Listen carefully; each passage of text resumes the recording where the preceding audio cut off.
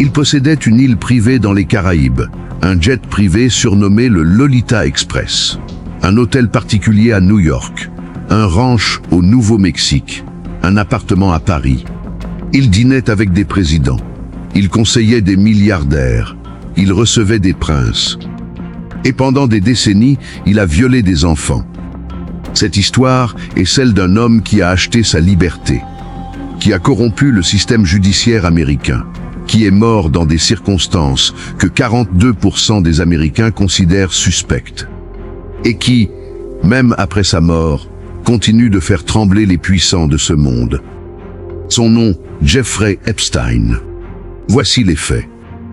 1953, Brooklyn, New York. Jeffrey Edward Epstein naît dans une famille modeste. Son père est employé des parcs municipaux. Rien ne le prédestine à la fortune. Pourtant, à 20 ans, sans diplôme universitaire, il devient professeur de mathématiques et de physique dans l'une des écoles les plus prestigieuses de Manhattan, la Dalton School. Qui l'a embauché? Un certain Donald Barr, le père de William Barr, qui deviendra ministre de la Justice des États-Unis sous Donald Trump. Coïncidence? Peut-être. La première d'une longue série. 2 ans plus tard, Epstein quitte l'enseignement pour Wall Street. Il rejoint Bear Stearns, l'une des plus grandes banques d'investissement du pays, sans diplôme, sans expérience en finance. Il grimpe. Vite. Trop vite. En 1981, il fonde sa propre société de gestion de fortune. Mais attention, il n'accepte que des clients possédant plus d'1 milliard de dollars. D'où vient son argent? Personne ne le sait vraiment. Son principal client connu est Leslie Wexner, le fondateur de Victoria's Secret, qui lui confie la gestion de sa fortune personnelle. Wexner lui offre même son hôtel particulier de Manhattan, le plus grand domicile privé de la ville. 9 étages, valeur estimée 77 millions de dollars. Un cadeau. Les enquêteurs se poseront toujours la même question. Comment un homme sans formation financière vérifiable a-t-il pu amasser plus de 500 millions de dollars?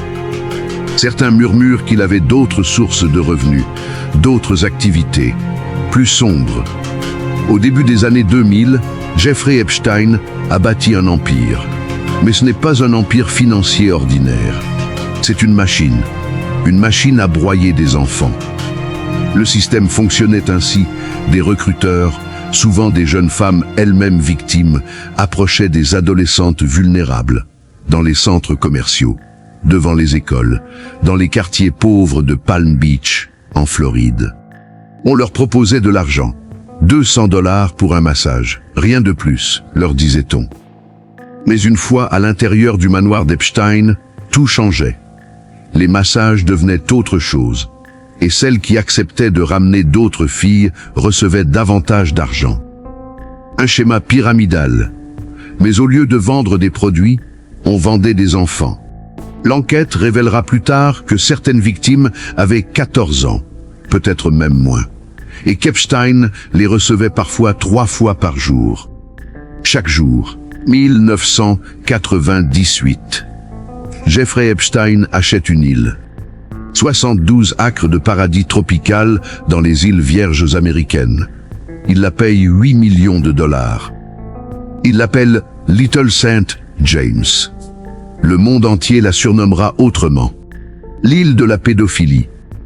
Epstein y fait construire un complexe tentaculaire, une résidence principale de 2200 mètres carrés, 2 piscines, un spa, des bâtiments de service. Une structure étrange, au sommet d'une colline, un temple, avec un dôme doré et des rayures bleues et blanches. Personne ne sait ce qui s'y passait. Sur cette île, Epstein contrôlait tout, les communications, les transports, les déplacements de chacun. Les victimes qui y étaient amenées n'avaient aucun moyen de s'échapper. Pas de téléphone, pas de bateau, pas d'aide. Une victime de 15 ans a tenté de fuir en nageant. L'équipe d'Epstein l'a retrouvée. Ils lui ont confisqué son passeport. Elle n'est jamais repartie. Les registres de vol montreront que des dizaines de personnalités ont visité cette île. Des politiciens, des hommes d'affaires, des scientifiques, des membres de familles royales. Savaient-ils? Participaient-ils? Le savons-nous vraiment? Ces questions, aujourd'hui encore, n'ont pas de réponse définitive. 2005, Palm Beach, Floride. Une mère découvre que sa fille de 14 ans a reçu de l'argent pour masser un homme riche. Elle appelle la police. L'enquête commence. Et ce qu'elle révèle est effroyable. Les enquêteurs identifient des dizaines de victimes. Certaines ont témoigné d'abus systématiques. Les preuves s'accumulent. Le FBI ouvre une enquête fédérale.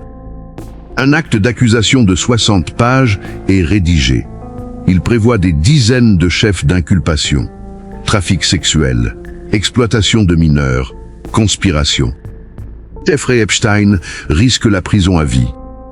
Et puis, tout s'arrête. En 2008, quelque chose d'inédit se produit. Le procureur fédéral de Floride, Alexander Acosta, négocie un accord avec les avocats d'Epstein. Cet accord, les juristes l'appelleront le deal du siècle. Jeffrey Epstein plaide coupable pour des faits mineurs de prostitution. Pas de trafic sexuel, pas d'exploitation de mineurs, juste de la prostitution. Sa peine, 18 mois dans une prison de comté. Pas une prison fédérale, une prison locale, avec des conditions de détention assouplies. Mais le plus scandaleux n'est pas là. L'accord prévoit qu'Epstein peut quitter sa cellule 12 heures par jour, 6 jours par semaine, pour aller travailler dans son bureau. Il dort en prison. Il vit dehors. Et ce n'est pas tout. L'accord accorde l'immunité fédérale à Epstein, mais aussi à tous ses complices, nommés ou non, connus ou inconnus. Une immunité totale, définitive, pour tout le monde. Les victimes, personne ne les a prévenues. Personne ne les a consultés. Elles apprendront l'existence de cet accord des mois plus tard, par la presse. C'est une violation directe du Crime Victims' Rights Act de 2004, la loi qui garantit aux victimes le droit d'être informées et entendues. Pourquoi Alexander Acosta a-t-il fait ça? Des années plus tard, il donnera une réponse troublante. Lors d'une réunion, il aurait déclaré « On m'a dit qu'Epstein appartenait au service de renseignement. » et qu'il fallait laisser tomber. Vraie confession? Excuse commode? Nous ne le saurons peut-être jamais. Pendant 10 ans, Jeffrey Epstein continue sa vie. Libre, riche, intouchable. Il reprend ses activités. Il reçoit des visiteurs célèbres. Il finance des recherches scientifiques. Il se fait photographier aux côtés de l'élite mondiale. Mais en 2018, quelque chose change. Le Miami Herald publie une enquête dévastatrice. La journaliste Julie Brown a retrouvé des dizaines de victimes. Elle raconte leur calvaire. Elle dénonce l'accord de 2008. L'Amérique découvre l'ampleur du scandale. 6 juillet 2019. Aéroport de Teterboro, New Jersey. Jeffrey Epstein descend de son jet privé, de retour de Paris. Des agents du FBI l'attendent sur le tarmac. Il est arrêté, inculpé de trafic sexuel de mineurs. Cette fois, pas d'accord. Pas d'immunité. Le cauchemar, pour lui, commence enfin.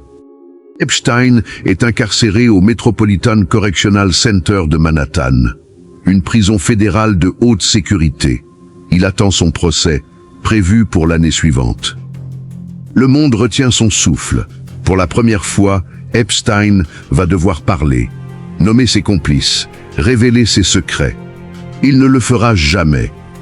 10 août 2019, 6h30 du matin. Les gardiens du Metropolitan Correctional Center découvrent Jeffrey Epstein inanimé dans sa cellule. Il est pendu, avec un drap de lit. Le médecin légiste de New York conclut à un suicide. Cas clos. Mais rien dans cette mort n'est normal. Quelques semaines plus tôt, Epstein avait été retrouvé inconscient dans sa cellule, avec des marques au cou. Tentative de suicide, ont dit les autorités. Il avait été placé sous surveillance renforcée. Puis, sans explication, Cette surveillance a été levée. La nuit de sa mort, les 2 gardiens assignés à son unité n'ont pas fait leur ronde obligatoire pendant 8 heures. 8 heures. Que faisaient-ils? Ils dormaient. Ils naviguaient sur Internet. Ils faisaient leurs achats en ligne. Ils ont ensuite falsifié les registres pour faire croire qu'ils avaient effectué leur contrôle. Et les caméras de surveillance. Il y en avait 11 dans l'unité. 10 ne fonctionnaient pas. Des disques durs défaillants, a-t-on dit. La seule caméra opérationnelle? Elle ne filmait pas la cellule d'Epstein. Un sondage réalisé après sa mort montre que seulement 29% des Américains croient au suicide. 42% pensent qu'il a été assassiné. Le reste ne sait pas. Pourquoi tuer Jeffrey Epstein? Parce qu'un homme mort ne témoigne pas. Un homme mort n'échange pas sa peine contre des noms. Un homme mort emporte ses secrets dans la tombe. Et Jeffrey Epstein avait beaucoup de secrets. Jeffrey Epstein n'a pas agi seul. Personne ne bâtit un tel empire de l'horreur sans aide. Sa complice la plus proche s'appelle Ghislaine Maxwell. Fille de Robert Maxwell, un magnat britannique de la presse mort dans des circonstances mystérieuses en 1991. Son père était soupçonné d'avoir travaillé pour le Mossad, les services secrets israéliens. Ghislaine a rencontré Epstein au début des années 90. Elle est devenue sa compagne, puis sa recruteuse en chef. Selon les victimes, c'est Maxwell qui les approchait, qui les mettait en confiance, qui les préparait pour Epstein. Une femme qui livrait des enfants à un prédateur. En décembre 2021, Ghislaine Maxwell est reconnue coupable de trafic sexuel de mineurs. Elle est condamnée à 20 ans de prison. Mais en 2025, elle demande une grâce présidentielle à Donald Trump. Trump n'a jamais exclu de la gracier. En janvier 2026, elle est transférée dans une prison de sécurité minimale au Texas, un établissement réservé normalement aux délinquants non violents. Une trafiquante d'enfants, dans une prison de luxe. L'autre complice majeur s'appelait Jean-Luc Brunel, français, agent de mannequin, fondateur de plusieurs agences, dont MC2 Model Management, financé par Epstein. Selon les victimes, Brunel recrutait des jeunes filles dans le monde entier sous prétexte de carrière dans le mannequinat. Certaines auraient eu 12 ans. Virginia Giuffre, l'une des principales accusatrices d'Epstein, a déclaré qu'Epstein se vantait d'avoir couché avec plus de 1000 filles de Brunel. En décembre 2020, Brunel est arrêté à l'aéroport de Paris. Il est inculpé de viol sur mineurs et de harcèlement sexuel. Le 19 février 2022, il est retrouvé pendu dans sa cellule de la prison de la Santé, avec ses draps. Comme Epstein. Exactement comme Epstein. 2 témoins clés. 2 pendaisons. 2 enquêtes classées. Coïncidence. Depuis la mort d'Epstein, une question obsède l'Amérique. Qui d'autre? Qui visitait l'île? Qui montait dans le Lolita Express? Qui savait? En janvier 2024, une juge fédérale ordonne la publication de documents judiciaires scellés. Des centaines de noms apparaissent. Le prince Andrew d'Angleterre, l'ancien président Bill Clinton, l'ancien président Donald Trump, l'avocat Alan Dershowitz, le physicien Stephen Hawking, le milliardaire Bill Gates. Être mentionné dans ces documents ne signifie pas être coupable. Certains noms apparaissent dans des contextes anodins. D'autres sont mentionnés par des témoins dont la crédibilité a été contestée. Mais la question demeure, que savait-il? Que faisait-il? Le prince Andrew a été accusé par Virginia Giuffre d'avoir eu des relations sexuelles avec elle alors qu'elle avait 17 ans. Il a nié. En 2022, il a conclu un accord financier avec elle, sans reconnaître les faits. Bill Clinton reconnaît avoir voyagé dans l'avion d'Epstein. Il nie avoir visité l'île ou avoir eu connaissance des crimes. Donald Trump a déclaré avoir été ami avec Epstein, avant de prendre ses distances. Des témoins les ont vus ensemble à de nombreuses reprises dans les années 90. En novembre 2025, le Congrès américain vote l'Epstein Files Transparency Act. La loi oblige le ministère de la Justice à publier tous les documents liés à l'enquête. Le 30 janvier 2026, 3 millions de pages sont rendues publiques, plus de 2000 vidéos, 180 000 images. Qu'y trouve-t-on? Des échanges entre Epstein et Elon Musk, des messages avec Steve Bannon, des photos de Bill Gates sur l'île, des registres de vol montrant Trump à bord du jet privé. Mais pas de liste de clients, pas de preuves de chantage, pas de fumant qui incrimine définitivement les puissants. Le ministère de la Justice affirme avoir tout publié. Des élus contestent.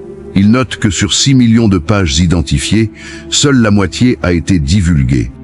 Où est le reste? L'affaire Jeffrey Epstein est officiellement close. Le principal accusé est mort. Sa complice est en prison. Les documents ont été publiés. Et pourtant, nous ne savons toujours pas d'où venait vraiment son argent. Nous ne savons toujours pas pourquoi un procureur fédéral lui a accordé l'immunité en 2008. Nous ne savons toujours pas comment un homme sous surveillance a pu se suicider dans l'une des prisons les plus sécurisées d'Amérique.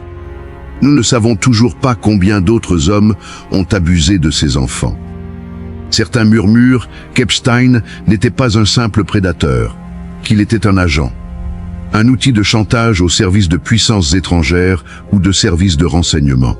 En 2025, seuls 6% des Américains croyaient encore qu'Epstein n'avait aucun lien avec des agences de renseignement. Est-ce la vérité? Est-ce une théorie du complot? Est-ce un mélange des deux? La justice américaine dit que l'affaire est close. Mais une affaire n'est jamais vraiment close quand les victimes n'ont pas obtenu justice, quand les complices courent toujours, quand les questions restent sans réponse. Dans cette histoire de milliardaires, de princes et de présidents, il est facile d'oublier l'essentiel. Les victimes, des dizaines, peut-être des centaines, de jeunes filles dont la vie a été brisée, des enfants qu'on a utilisés puis jetés. Beaucoup portent encore les cicatrices. Certaines ont témoigné, d'autres se sont tues, d'autres encore ne sont plus là pour parler. Virginia Giuffre était l'une des voix les plus fortes. Elle a témoigné contre Epstein. Elle a poursuivi le prince Andrew. Elle a publié un livre racontant son calvaire. En avril 2025, elle s'est donné la mort. Elle avait 41 ans. Courtney Wild avait 14 ans quand Epstein a commencé à abuser d'elle. Elle a déposé plainte contre le FBI en 2024, accusant l'agence d'avoir permis à Epstein de continuer ses crimes pendant des décennies. Sa plainte et celle de 11 autres victimes affirment que le FBI savait et qu'il n'a rien fait. Ces femmes demandent justice. Pas des excuses, pas de l'argent. La justice. Que ceux qui savaient soient jugés. Que ceux qui ont participé paient. Que la vérité, toute la vérité, soit révélée. L'obtiendront-elles? L'affaire Jeffrey Epstein restera comme l'un des plus grands scandales de l'histoire américaine. Un homme qui a abusé d'enfants pendant des décennies. Un système judiciaire qui l'a protégé. Des puissants qui l'ont fréquenté. Une mort qui a emporté ses secrets. Cette affaire pose des questions que nos sociétés préfèrent éviter. Jusqu'où va le pouvoir de l'argent? La justice est-elle la même pour tous? Combien de prédateurs sont protégés par leur fortune et leurs relations? Les documents ont été publiés, mais les zones d'ombre demeurent.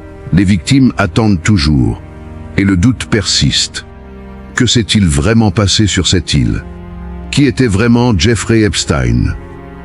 Et surtout, pourquoi personne n'a-t-il été tenu responsable? Ceci était l'histoire de Jeffrey Epstein, l'histoire d'un prédateur qui se croyait intouchable, l'histoire d'un système qui l'a laissé faire, l'histoire de victimes qui cherchent encore la justice. Et vous, qu'en pensez-vous? La vérité finira-t-elle par éclater? Voici les faits. Le reste appartient à l'histoire du droit.